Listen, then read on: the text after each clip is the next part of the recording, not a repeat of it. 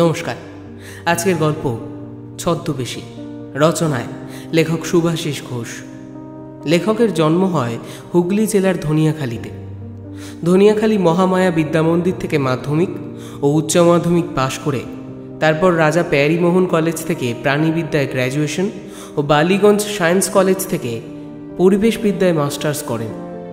বর্তমানে যাদবপুর বিশ্ববিদ্যালয়ে গবেষণা করছেন। লেখালেখি শুরু করেন ছাত্রজীবন থেকেই।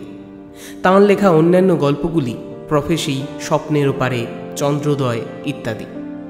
বিভা পাবলিকেশন থেকে প্রকাশিত আবছায়া গল্প সংকলনে তাঁর লেখা মেঘ গল্পটা স্থান পেয়েছে। এছাড়াও আরও কতগুলি অডিও স্টোরি চ্যানেলে তাঁর লেখা গল্প প্রকাশিত হয়েছে। আজকের গল্প পাঠে আমি সৌভিক ও প্রধান চরিত্রে সৌরভ। শুরু হচ্ছে আজকের গল্প ছদ্মবেশী।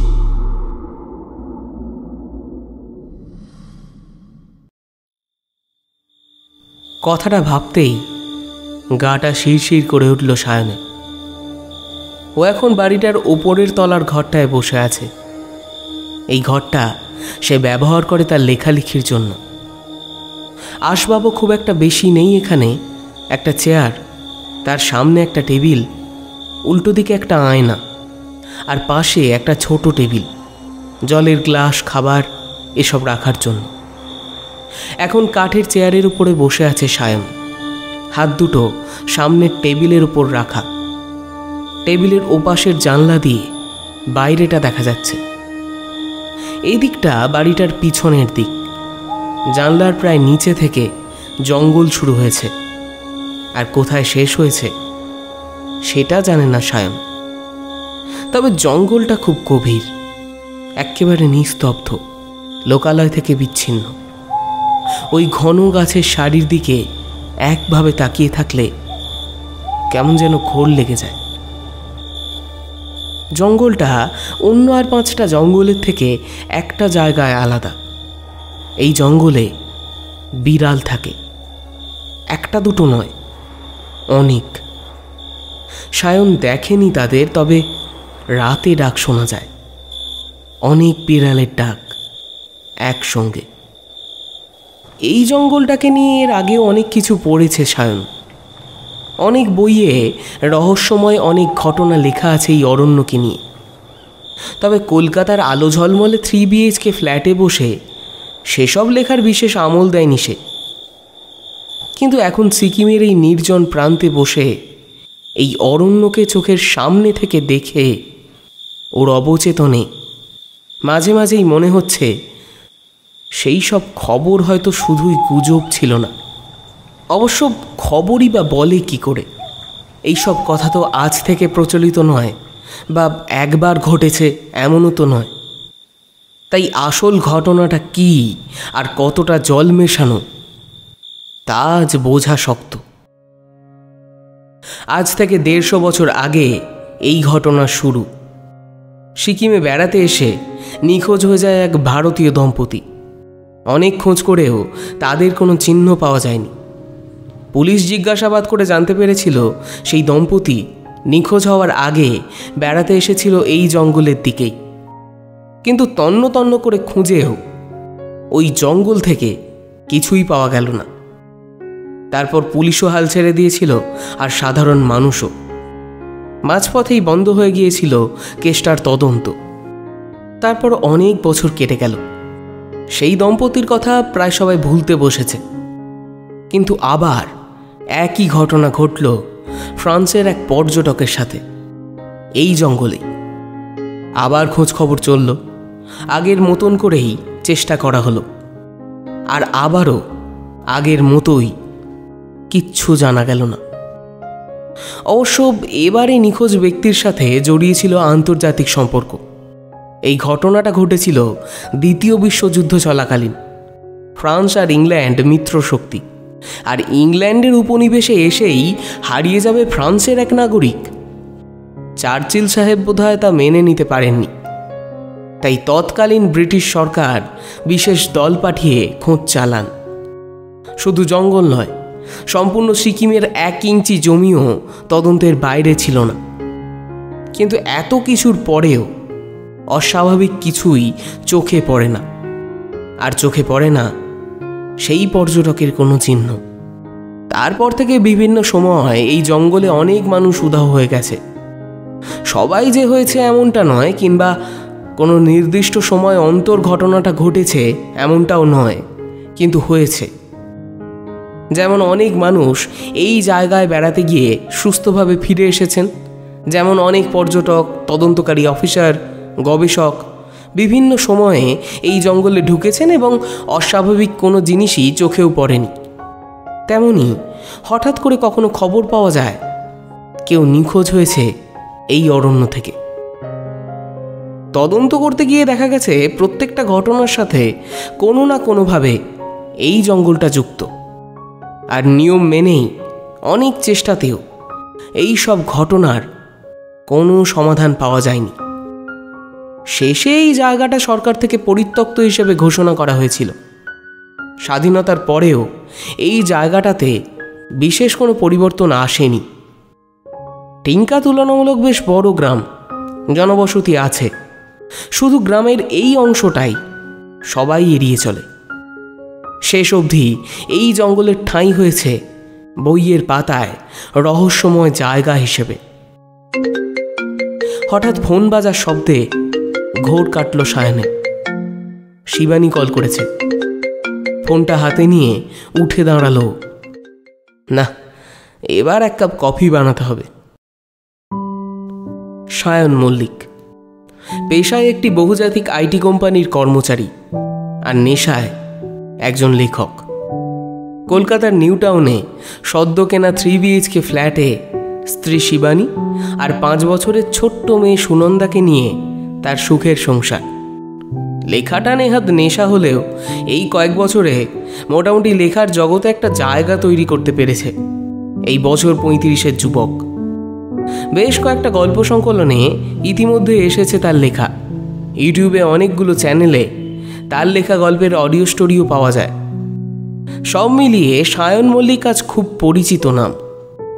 সামনেই আর একটা সংকলনে তার গল্প আসার কথা, আর সেখান থেকেই শুরু হয় সমস্যার। নতুন কিছুই না অবশ্য, এমন সমস্যা লেখকদের হয়েই থাকে। একে বলে রাইটার্স ব্লক। অর্থাৎ লেখক যতই চেষ্টা করুক না কেন, কোনোভাবেই নতুন প্লট ভাবতে পারে না। অন্যদিকে প্রতিদিন পাবলিশারের ফোন, লেখা জমা দেওয়ার সময় ফুরিয়ে আসছে। এমন সময় স্ত্রী শিবানী আইডিয়াটা দিয়েছিল। শিবানীর অভ্যাস সকালে খবরের কাগজ পড়া, তবে এই ব্যাপারেও খুব সিলেক্টিভ। বাড়িতে একটা মাত্র কাগজ নেওয়া হয়, সেটা ওর পছন্দেরই। সায়ন কোনোদিনই খবরের কাগজ পড়ে না, তাই ওর আগ্রহও নেই। আগের দিন কাগজটা আসেনি, কারণ কোনো এক অজ্ঞাত কারণে ওই কাগজের অফিসের চিফ এডিটর নিজের কেবিনে বসে সুইসাইড করেছিলেন। তাই আজ সেটাকে হাতে পেয়ে একেবারে গিলে খাচ্ছে শিবানী। সেভাবেই পাতা উল্টাতে উল্টাতে বিজ্ঞাপনটা চোখে পড়েছিল শিবানী। সিকিমের টিঙ্কা নামের কোনো একটা গ্রাম থেকে বিজ্ঞাপনটা দেওয়া হয়েছে। সেটার বক্তব্য কিছুটা এই রকম: সেই গ্রামের কোনো এক বাড়ির মালকিন নাকি 1 সপ্তাহের জন্য তাঁর বাড়িটা ভাড়া দিতে চান। মালকিন বৃদ্ধা, নাম মিসেস সিমোনি মর্সে। বিধবা, সন্তান নেই, একাই থাকেন বাড়িতে। কিছু কাজের জন্য 1 সপ্তাহ বাড়ির বাইরে থাকবেন তিনি। বাড়িটা ফাঁকা রাখতে চান না, তাই এই বিজ্ঞাপন। কিন্তু যোগাযোগের জন্য কোনো নম্বর দেওয়া নেই। বলা হয়েছে আগামী 15 দিনের মধ্যে প্রদত্ত ঠিকানায় চলে এলেই হবে। একজনের বেশি ব্যক্তি থাকতে চাইলে সমস্যা হবে না। সায়নকে সেটা দেখিয়ে শিবানী বলেছিল, ঘুরে এসো না 1 মাস। হয়তো কলকাতায় থাকার জন্য তোমার গল্পের প্লটটা মাথায় আসছে না। নতুন জায়গায় কয়েকদিন কাটিয়ে এলে দেখবে ভালো লাগবে, আর তুমি ভালোভাবে লিখতেও পারবে। বিজ্ঞাপনে দেওয়া ঠিকানায় টিঙ্কা নামটা দেখেই চোখগুলো চকচক করে উঠেছিল সায়নের। ও জানে টিঙ্কার সেই রহস্যময় জঙ্গলের কথা। সেখানে গিয়ে রহস্যের সমাধান না করতে পারলেও লেখার প্লট যে একটা পাবে সেটা নিশ্চিত। শিবানী এই জঙ্গলের ব্যাপারটা সম্পর্কে কিছু জানে না। সায়নও নিজে থেকে কিচ্ছু জানায়নি, কারণ শিবানী এসব জানলে যেতে দেবে না তাকে। তাই ও ঠিক করেছিল একাই যাবে। আর তার কয়েকদিন পরে 1 সপ্তাহের জন্য অফিসের ছুটি ম্যানেজ করে সায়ন বেরিয়ে পড়েছিল টিঙ্কার উদ্দেশ্যে। বাড়িটার সামনে যখন ও এসে পৌঁছলো তখন সন্ধে নামতে আর দেরি নেই।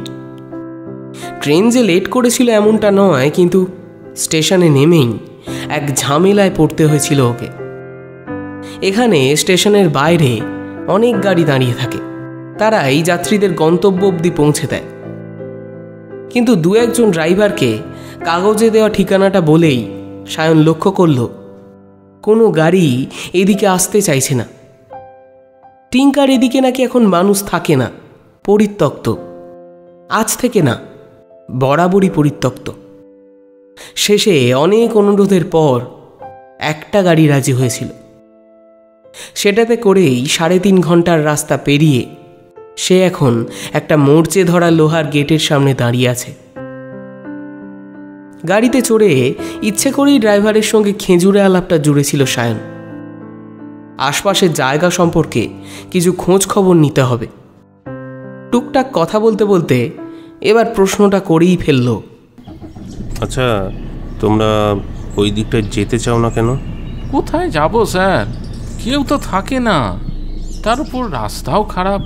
কে বলেছে কেউ থাকে না? আরে মিসেস মর্সি নামে এক বৃদ্ধা খবরের কাগজের বিজ্ঞাপনে তো এই ঠিকানাই দিয়েছেন। এই তো। আসলে স্যার, এই টিঙ্কা পুরোপুরি খালি নয়, শুধুই একটা অংশই খালি। অনেক বড় গ্রাম তো, হতে পারে আপনি যার কথা বলছেন তিনি হয়তো অন্যদিকে থাকেন। অন্যদিকে?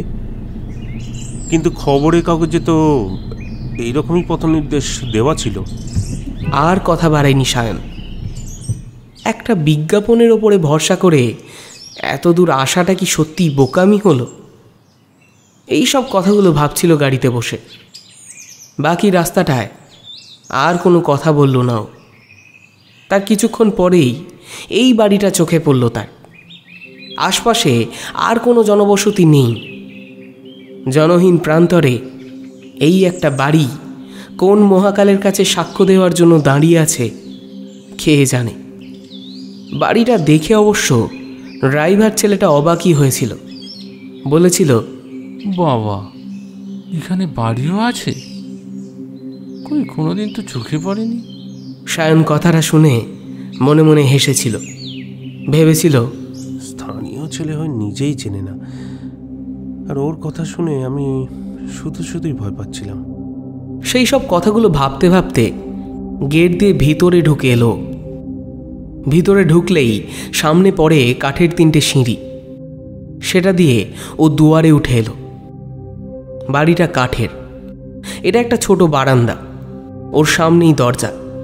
একবার দাঁড়িয়ে চারপাশটা ভালো করে দেখে নিল। গাড়িটাকে নামিয়ে দিয়ে অনেকক্ষণ আগে চলে গেছে।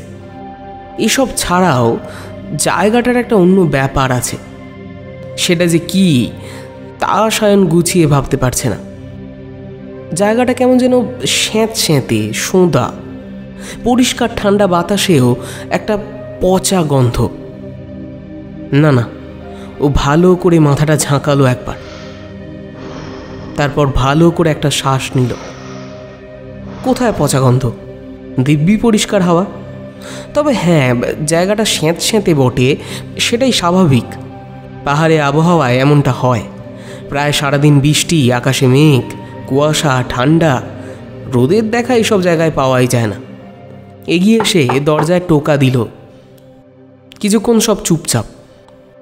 আর একবার টোকা দেবে কিনা ভাবছে, এমন সময় একটা খুট করে শব্দ হয়ে দরজাটা প্রথমে সামান্য ফাঁক হলো, তারপর খুলে গেল।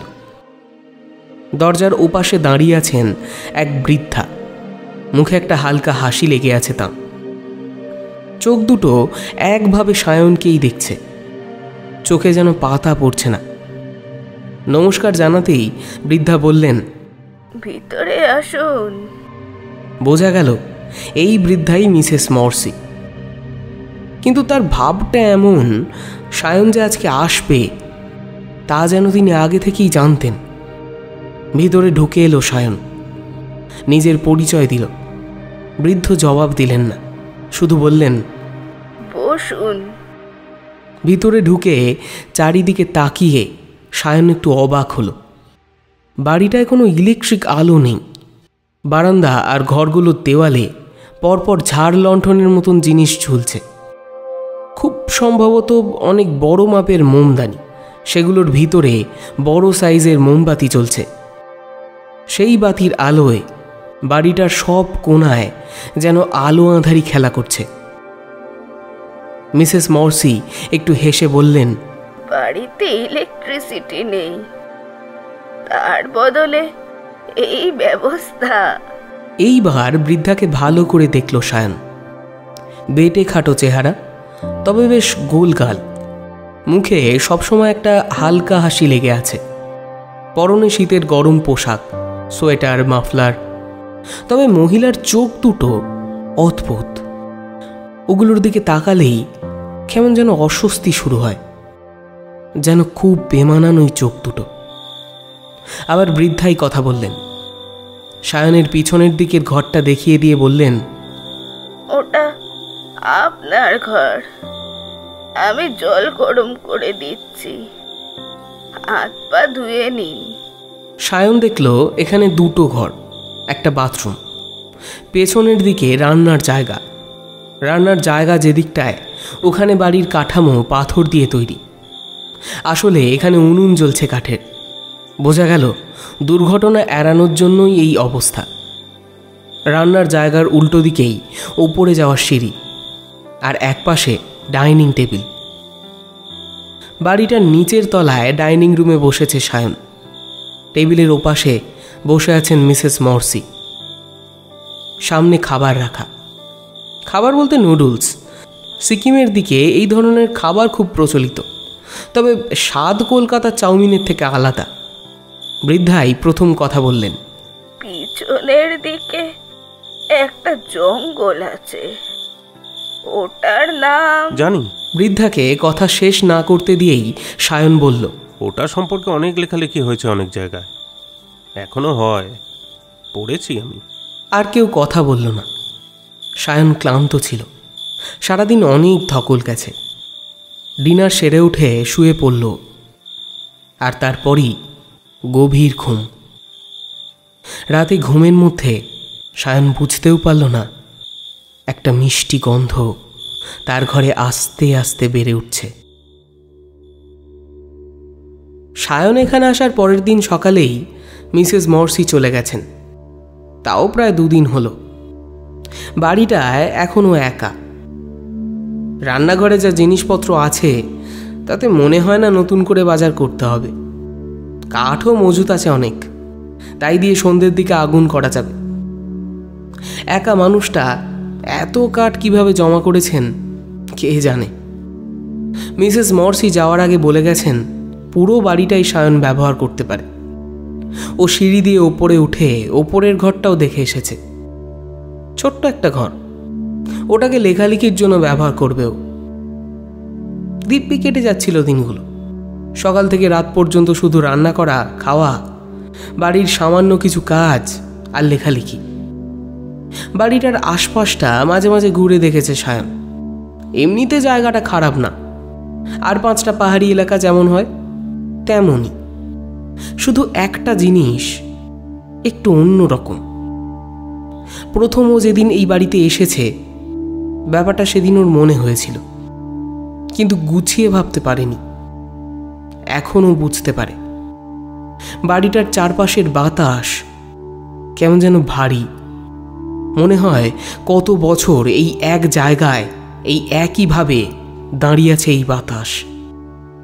কেমন যেন কুমোট, স্যাঁতস্যাঁতে একটা ভাব। বাড়ির সীমানার মধ্যে যে গাছগুলো আছে সেগুলোর ডালে, পাতায়, মাটিতে, বাড়িটার দেওয়ালে, শ্যাওলায়, সব জায়গায় কালচে রঙের আভা। এই গন্ধ, এই অস্তিত্ব, এই কালচে আভা ইন্দ্রিয় দিয়ে ধরা যায় না, কিন্তু অনুভব করা যায়। আর একটা ব্যাপার লক্ষ্য করেছে ও, ওই জঙ্গল থেকে মাঝে মাঝে বিড়ালের ডাক ভেসে আসে। একটা নয়, অনেকগুলো বিড়াল একসাথে ডেকে চলে। ওর মনের ভুল কি না জানে না, তবে যখন বিড়ালগুলো ডাকে তখন আর অন্য কিছুর শব্দ পাওয়া যায় না। ঠিক সেই সময় যেন সোঁদা গন্ধটাও চারপাশে বেশ ঘন হয়ে ওঠে, আর একই সাথে একটা হালকা মিষ্টি গন্ধ সেই সোঁদা গন্ধের সাথে মিশে তার নাকে এসে ধাক্কা মারে।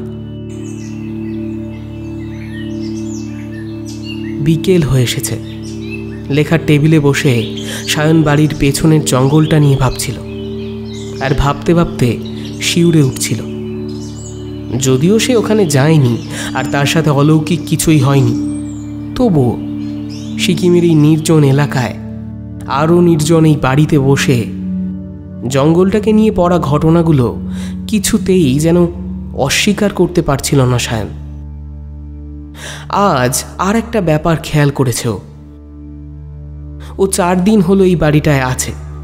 মাঝে মাঝেই বিড়ালের ডাকও শোনা যায়, কিন্তু আজ পর্যন্ত একটা বিড়ালও তার চোখে পড়েনি। ও বাড়ি থেকে বেরিয়েছে, বাড়ির পেছনের জঙ্গলটার দিকে গেছে, কিন্তু কিছুতেই কোনো বিড়াল, এমনকি তাদের কোনো চিহ্নও খুঁজে পায়নি। শুধুই ডাক। বিড়ালগুলো কি তবে জঙ্গলের বাইরে আসে না? কে জানে। প্রতিদিন বিকালে শিবানী ফোন করে, কিছুক্ষণ কথা হয়। আজও বাকি দিনগুলোর মতন কফি খেতে খেতে কথা হয়েছে। তারপর ও বেরিয়ে এসেছে বাড়িটার বাইরে। আশেপাশে আর কোনো বাড়ি নেই, সেটা সায়ন আগেই দেখেছে। আজও আবার বাড়িটার পেছনের দিকে এসেছে। বেড়া টপকে বাইরে বেরিয়ে এলো সায়ন। জঙ্গলে ঢুকবে কি? একবার ভাবলো ঢুকেই দেখা যাক, কিন্তু তারপর কি যেন ভেবে আবার পিছিয়ে এলো। তারপর আবার একটু ভেবে ঢুকে এলো সেই জঙ্গলের ভেতর। এর আগে জঙ্গলে কোনোদিন ঢোকেনি সায়ন। খুব ভালো করে আশপাশটা লক্ষ্য করতে করতে সে এগোতে লাগলো। এখানকার রাস্তা একেবারে অচেনা, একবার হারিয়ে গেলে আর ফেরার কোনো উপায় নেই। কিছু দূর এগিয়েই থমকে দাঁড়ালো সায়ন। হ্যাঁ, ভুল হচ্ছে না তার।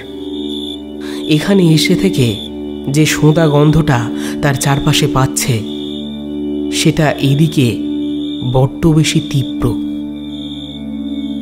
কৌতূহল মানুষকে টেনে নিয়ে যায়, এক্ষেত্রেও ব্যতিক্রম হলো না। গন্ধটা অনুসরণ করে এগিয়ে চলল। তবে কি এই গন্ধটা এই জঙ্গলের ভেতর থেকেই আসছে? কিন্তু তাহলে এটা কিসের গন্ধ?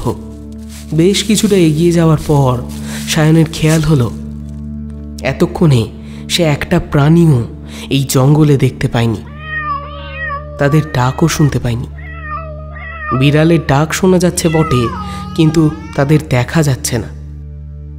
ডাকটাও যেন একটা নির্দিষ্ট দিক থেকে আসছে না, যেন সব দিক থেকে একসাথে এক ছন্দে ভেসে আসছে।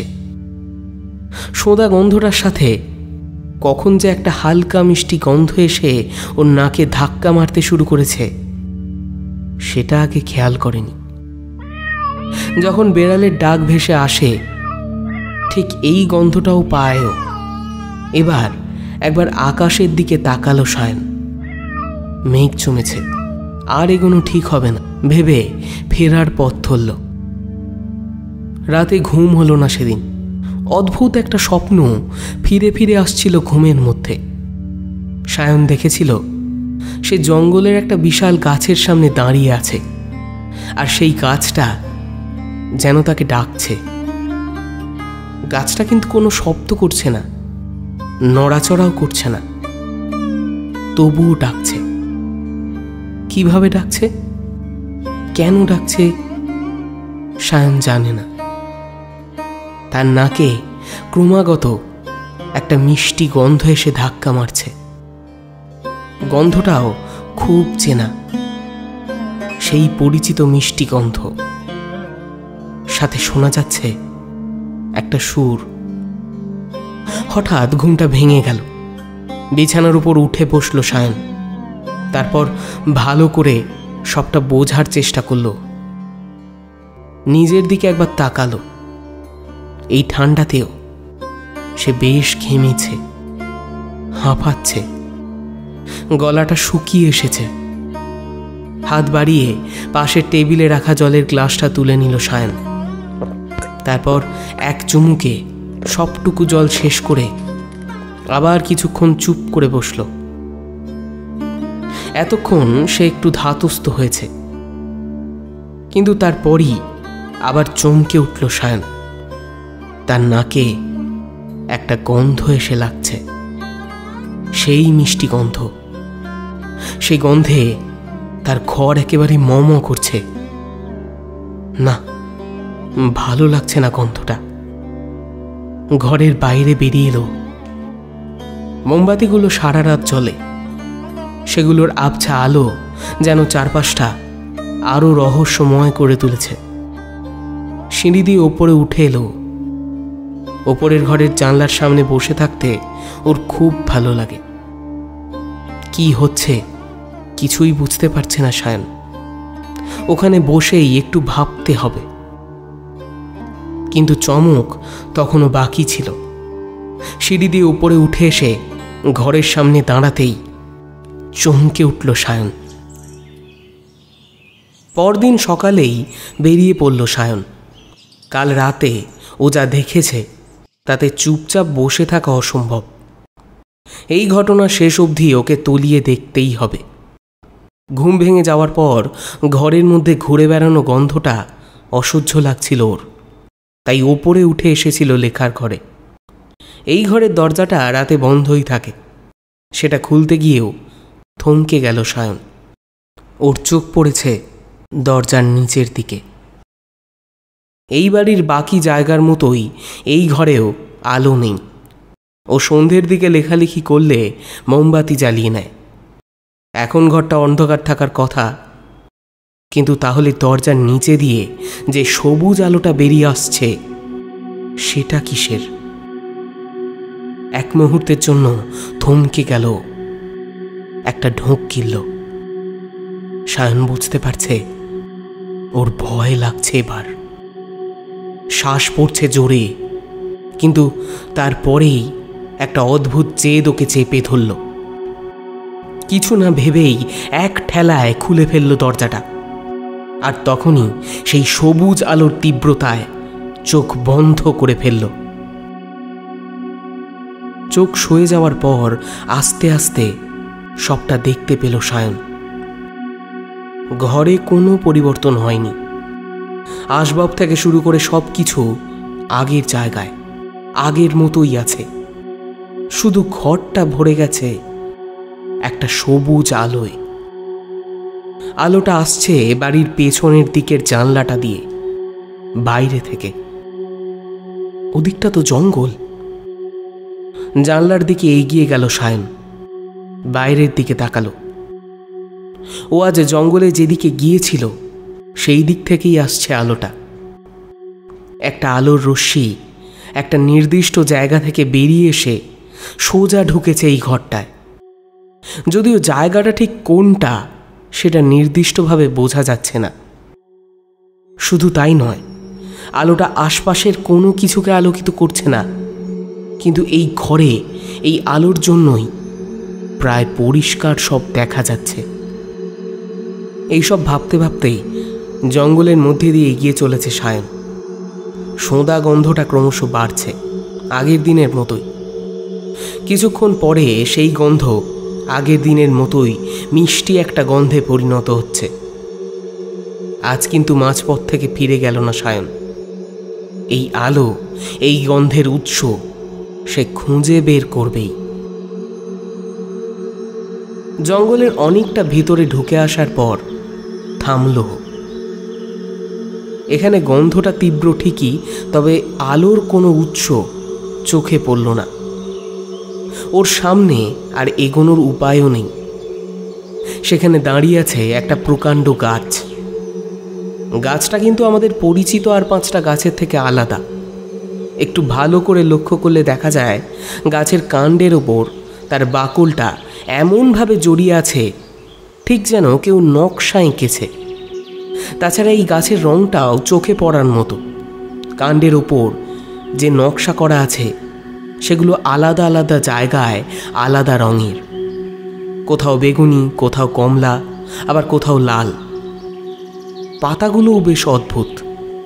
সবুজ রঙের পাতায় গোলাপি রঙের একাধিক বিন্দু, পাতার সীমানা বরাবর ছোট ছোট কাঁটা, আর একটু ভালো করে দেখলেই চোখে পড়ে গাছের ডাল থেকে ফলের মতো কিছু একটা জিনিস ঝুলছে।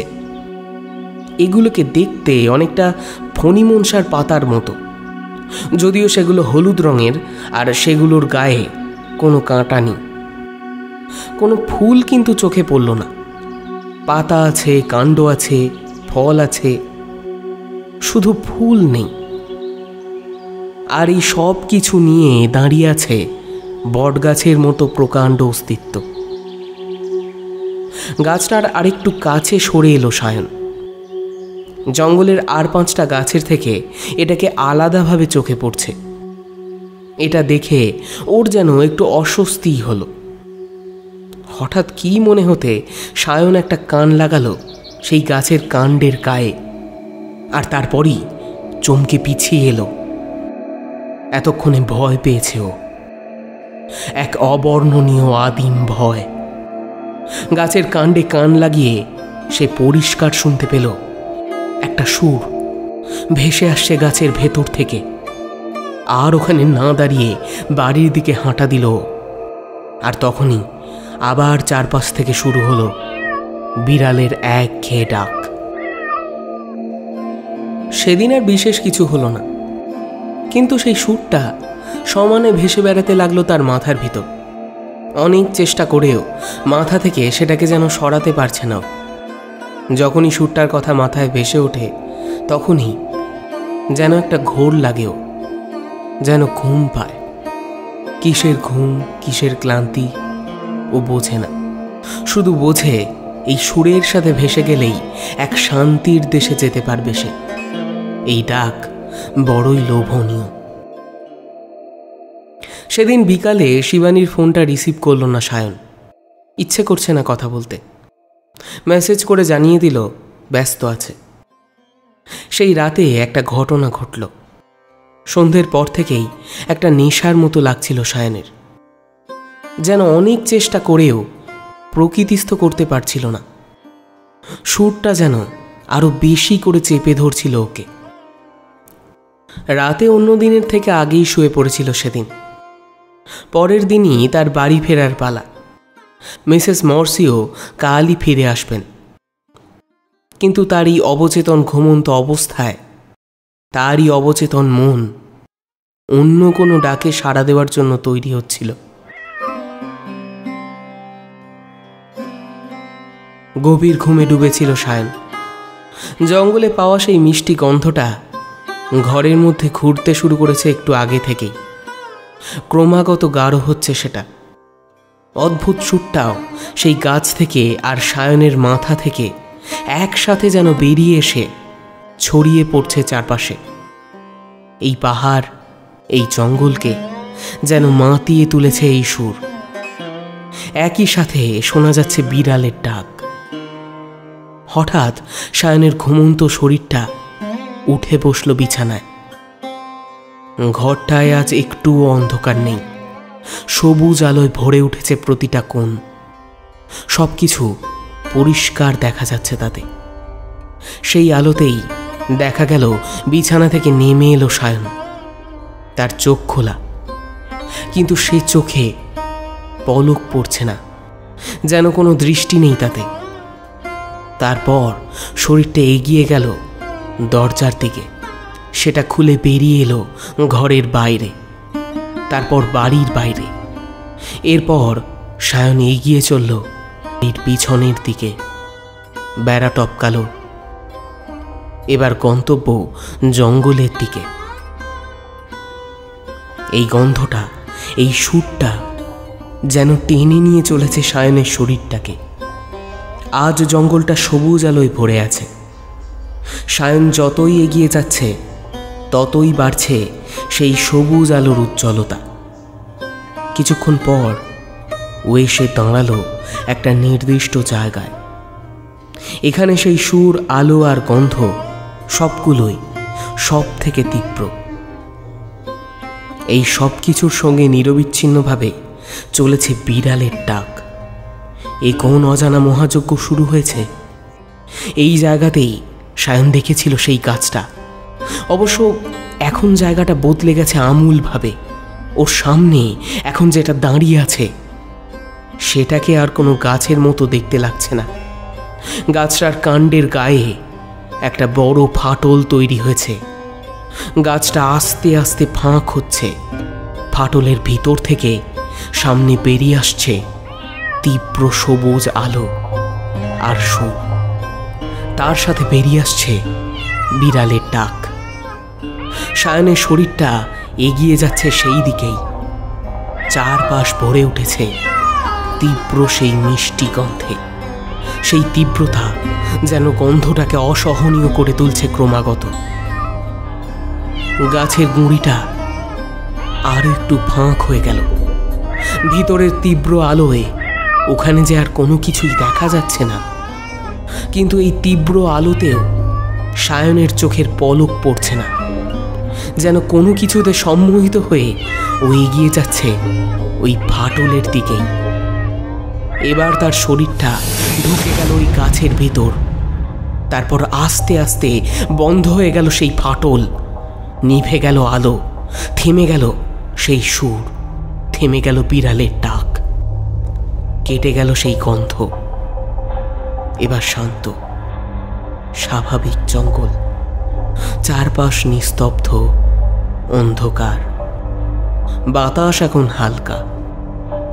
সায়ন জানতেও পারল না যে ও এখানে আসার কয়েকদিন আগে একটা নিউজ পেপার অফিস থেকে স্বয়ং সেই কাগজের চিফ এডিটর এসে পৌঁছেছিলেন এখানে। তার উদ্দেশ্য ছিল এই জঙ্গলের রহস্য উদ্ঘাটন করা।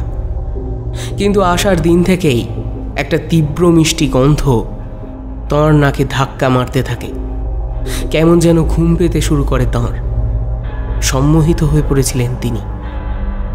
ভদ্রলোক প্রথম থেকেই সন্দেহ করেছিলেন কিছু একটা সমস্যা হচ্ছে এই গন্ধের জন্য। অবশেষে দুদিন কাটানোর পর যখন উনি বুঝতে পারেন এই গন্ধ তাঁকে সম্মোহিত করছে, তখনই তিনি ঠিক করেন কলকাতা ফিরবেন। এইটুকুই, আর কিচ্ছু মনে নেই। তাঁর মনে নেই তিনি কি করে কলকাতা ফিরেছিলেন। কাগজের অফিসে বলেছিলেন সেই জঙ্গলের ঠিকানা দিয়ে, বলেছিলেন বাড়ি ভাড়ার বিজ্ঞাপন দিতে, আর অবশেষে নিজের কেবিনে বসেই বিষ খেয়ে আত্মহত্যা করেছিলেন। আসলে তিনি তো করেননি, তাঁকে করানো হয়েছিল। ওই সর্বনাশা গন্ধ তাঁকে মাতিয়ে তুলেছিল। ব্যাস এইটুকুই, আর কিচ্ছু মনে নেই। তাঁর মনে নেই তিনি কি করে কলকাতা ফিরেছিলেন। কাগজের অফিসে বলেছিলেন সেই জঙ্গলের ঠিকানা দিয়ে, বলেছিলেন বাড়ি ভাড়ার বিজ্ঞাপন দিতে, আর সব শেষে নিজের কেবিনে বসেই বিষ খেয়ে আত্মহত্যা করেছিলেন।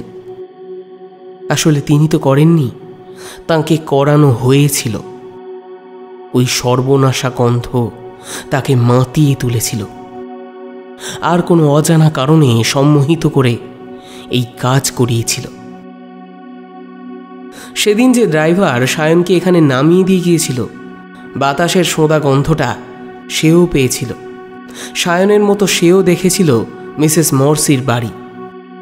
আজ আর সেই গন্ধ নেই। আজ আর সেখানে গেলে কোনো বাড়ি দেখা যাবে না।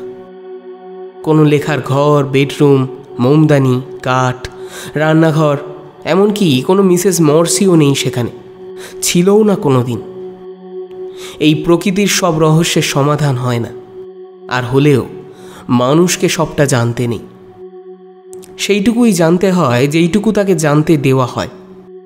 সায়ন কোনো দিন জানতে পারবে না তার সাথে কি হলো।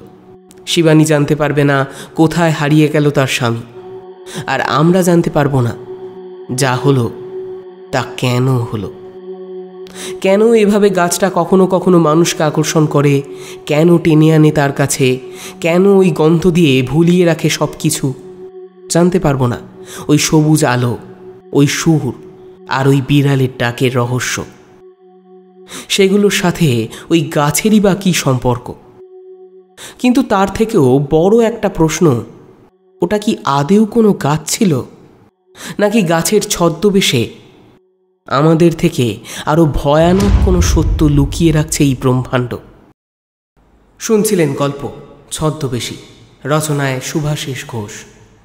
আজকের গল্প পাঠে ও গল্পের সূত্রধর আমি সৌভিক। সায়ন মল্লিকের ভূমিকায় সৌরভ, গাড়ির চালক গৌরব, মিসেস সিমৌনি মর্সি নবনীতা, শিবানীর ভূমিকায় অর্পিতা, গল্পের আবহে অরিত্র, গল্পের প্রচ্ছদ শঙ্খ। গল্পটি আপনাদের কেমন লাগলো অবশ্যই লাইক ও কমেন্ট করে আমাদের জানাবেন, এবং আমাদের চ্যানেলটি যদি সাবস্ক্রাইব না করা থাকে তাহলে অবশ্যই সাবস্ক্রাইব করে বেল আইকনটা প্রেস করে রাখবেন এরকম আরও দুর্দান্ত সব গল্প শোনার জন্য। এছাড়াও ফেসবুকে আমাদের একটা পেজ রয়েছে, যার লিঙ্ক আমরা ডেসক্রিপশনে দিয়ে রাখলাম। আপনারা চাইলে সেখানেও আমাদের সঙ্গে যুক্ত হতে পারেন। ভালো থাকবেন, সুস্থ থাকবেন। নমস্কার।